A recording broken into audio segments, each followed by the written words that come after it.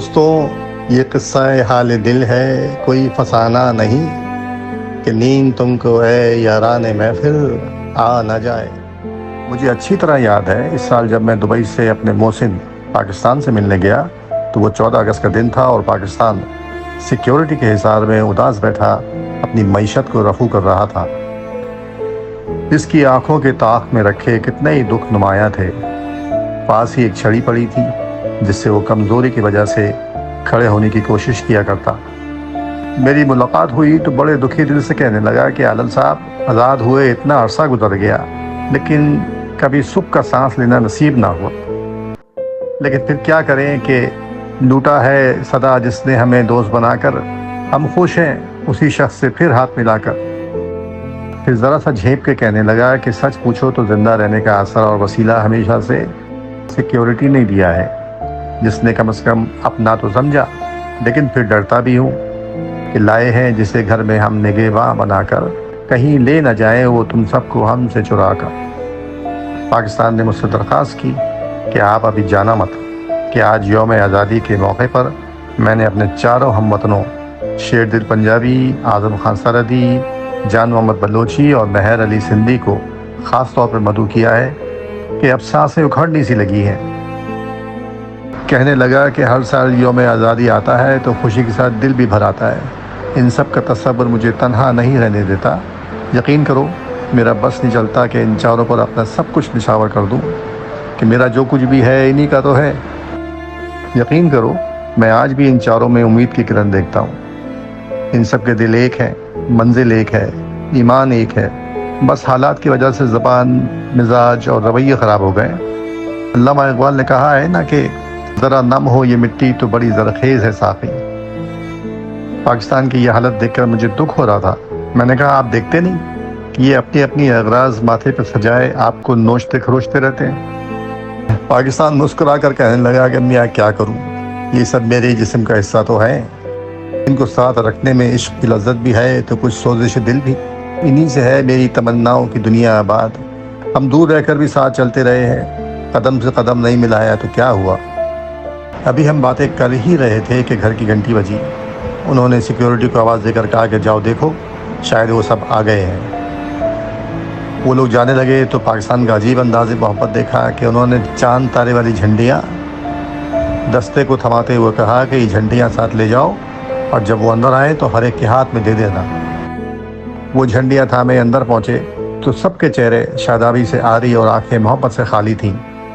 سب خاموشی سے بیٹھ گئے تو پاکستان کہنے لگا کہ دیکھو میرے ہم وطنوں، آج یوم پاکستان کے موقع پر میں نے تم سب کے لیے یہ اخوت کی چاندنی بچھائی ہے، سب مل کر اس پہ بیٹھو اور میری بات ذرا غور سے سنو۔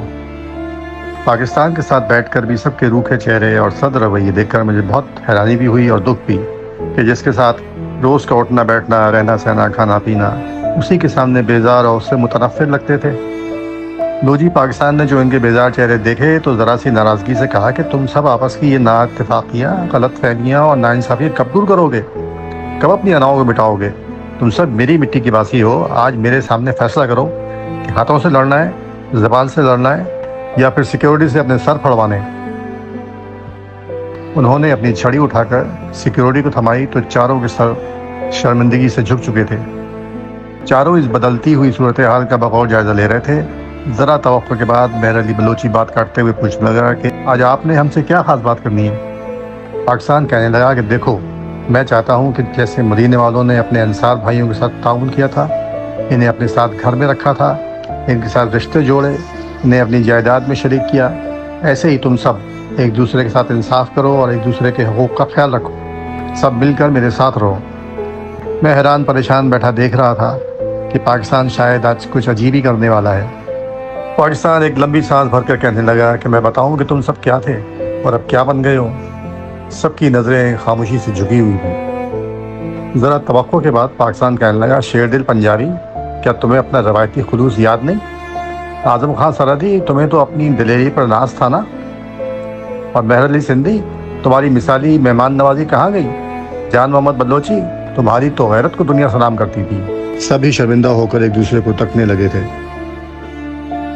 دھول ان کے چہروں پر تھی اور لگتا تھا جیسے آئینہ صاف کرتے ہوں۔ پاکستان संजीदा होकर कहने लगा, मेरे हमवतनों, यही वो इक़दार है जो तुम चारों के अंदर बदरजा अतम मौजूद थी और आज भी है, लेकिन तुम सब ने इन्हें भुला दिया है। आज हम तुम्हारी इन खोई भी इक़दार को इत्तेफाक की हंडिया में डालकर एक नया 14 अगस्त मनाएंगे इंशाअल्लाह। चिंगारी तो उन सब में मौजूद थी। ज़रा सी हवा लगी तो सब ने मिलकर ज़ोर से पाकिस्तान जिंदाबाद का नारा लगाया, तो मुझे उन सब के रवैयों का मौसम और सिक्योरिटी के रंग बदलता दिखाई दिया। फिर पाकिस्तान ज़रा सा ठंडा होकर कहने लगा कि देखो भाई, जब तक तुम सब अपना दिल साफ़ नहीं करोगे, अंदर की कदूरतें नहीं निकालोगे, अपना रवैया नहीं बदलोगे, तुम में कभी भी इत्तेफाक पैदा नहीं हो सकता। जो कुछ तुम्हारे दिलों में है, इसे अभी निकाल कर मेरे सामने फेंक दो। मैं सबके शर्मिंदा चेहरे देख ही रहा था कि मेहर अली सिंधी आगे बढ़ा और नफरतों से भरी जेब पाकिस्तान के सामने खाली कर दी। बलोची भी उठा और बलूचिस्तान की ज़मीन पर लगी दुश्मनी की सारी फसल काट कर पाकिस्तान के सामने फेंक दी। शेरदिल पंजाबी के थैले में बरतरी के कोयले भरे थे, उसने भी वो पूरा थैला पाकिस्तान की ज़मीन पर खाली कर दिया। आज़म खां सरहदी बारूद से भरा बैठा था। वो खड़ा हुआ तो पाकिस्तान कहने लगा, खां साहब आप बैठ जाओ, मुझे मालूम है आपके पास क्या है, ये आप मेरे दुश्मनों के लिए संभाल कर अपने ही पास रखो। मुझ समेत सभी ने मिलकर ज़ोरदार कहका लगाया और फिर कमरे में पाकिस्तान जिंदाबाद का फलक शगाफ नारा गूंजा और हम सब बेताब होकर पाकिस्तान से लिपट गए। उधर सिक्योरिटी ने सबको सलूट मारा और चुपचाप कमरे से बाहर निकल गई। मैंने सर उठाकर पाकिस्तान की तरफ देखा तो उसकी आंखें गीले मटके की तरह नम हो चुकी। इस खुशी के मौके पर और पाकिस्तान से इस मुलाकात के बाद मुझे उबैदुल्लाह अलीम का एक खूबसूरत शेर याद आ रहा है कि तेरे प्यार में रुसवा होकर जाएं कहाँ दीवाने लोग, जाने क्या क्या पूछ रहे हैं ये जाने पहचाने लोग। पाकिस्तान जिंदाबाद, पाकिस्तान पाइंदाबाद। नाज़रीन, ये खुसूसी वीडियो आप तक पहुँचाने में ताउन किया था जमजम इलेक्ट्रॉनिक्स LLC दुबई ने।